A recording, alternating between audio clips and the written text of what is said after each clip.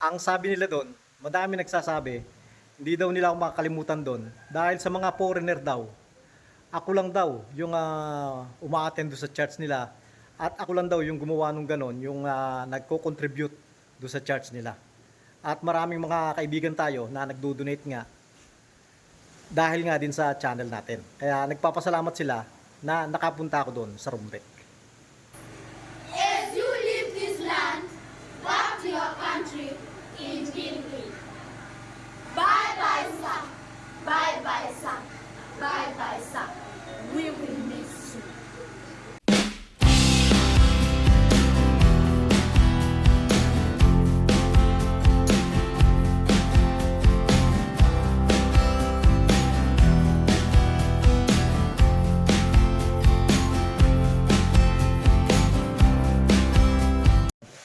Hello mga kabayan.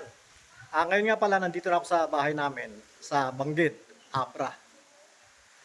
Yung mga nakasubaybay sa atin sa YouTube, siguro mayroong mga nagtataka bakit biglang nawala yung ibang video ko at tumigil ako sa pag-upload. Nagkaroon kasi ng problema dun sa South Sudan. May binigay sa aming internal memo na ingatan daw yung mga social media namin. Kaya huminto muna ako sandali. November yon. At nung buwan din ng November, nagtanggalan uli sa amin dun sa World Food Program sa South Sudan. At kasama ako dun sa mga natanggal. At noong huling Sunday bago ako umuwi, pinatawag ako ni Pastor Onek. Umattend daw ako dun sa church nila. At nung umattend nga ako, ipinag-pray nila ako. Tinatawagan ko si Benjamin na hindi sumasagot eh. Baka nandun pa sa kanila yon. Baka hindi bumiyahe ngayon. Lakarin ko na lang hanggang dun sa kanto.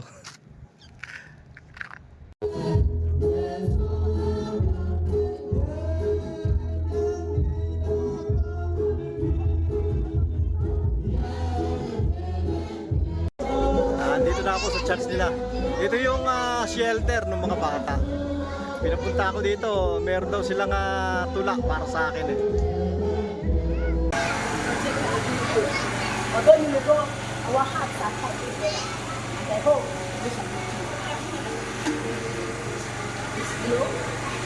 Hello, Mr. Bob. Today is your big day. Today is your wonderful day. Today is your great day. As you leave this land, back to your country in Guinea. Bye bye, son. Bye bye, son. Bye bye, son. We will miss you. Mr. Bob, no matter where you go, no matter where you be, we will always be connected. Come say, days have gone, moments have passed. We have known more time to say, but we have prayed the Lord will keep you, protect you wherever you go. Days have gone, moments have passed. We have known more time to say, but we have prayed the Lord will keep you, protect you wherever you go. One thing we know, whatever you planted in our Sunday school ministry will never dry. But it will grow and grow and grow and grow. And your children, grandchildren, and your great-grandchildren will read from it. For God loves a cheerful giver, and He will shower you with all kinds of blessings. So in all things,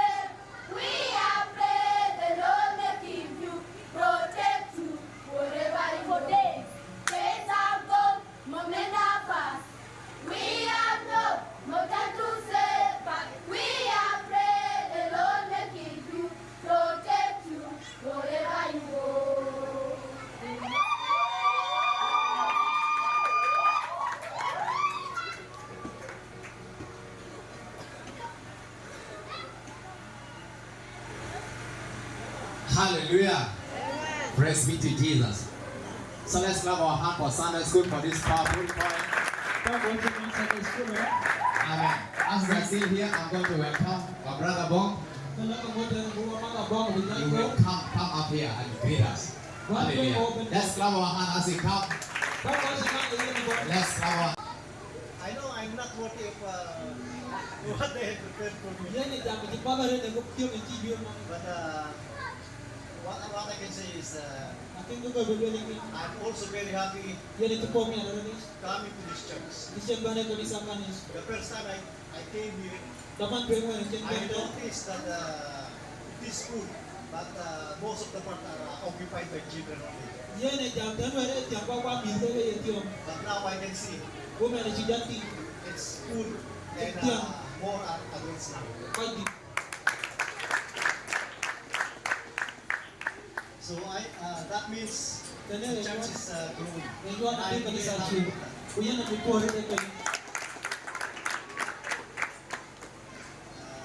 Hallelujah. Stretch your hands now, church. Stretch your hands now and bless this man of God. He has been a great help and support in the work of God. In Sunday school. Hallelujah. Just pray for him. Tell God, let him bless him. Let him lift him up. And may he never lack anything. With any partner that came through him to support these children. The second word of God I want to declare. Kaya natutuwa rin naman ako at dahil doon sa naging stay ko doon sa Rumbek, ang sabi nila doon, madami nagsasabi, hindi daw nila ako makakalimutan doon dahil sa mga foreigner daw. Ako lang daw yung uma-attend doon sa church nila at ako lang daw yung gumawa nung ganon, yung nagko-contribute doon sa church nila. At maraming mga kaibigan tayo na nagdo-donate nga dahil nga din sa channel natin. Kaya nagpapasalamat sila na nakapunta ako doon sa Rumbek. At ayan lang po muna sa kayo mga kabayan. Sana po suportahan nyo pa rin ako kahit na maiiba yung content natin.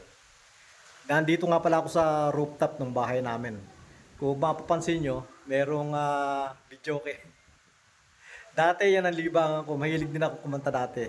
Kaya lang ngayon wala nang practice. Ayan nga pala yung view dito sa rooftop namin.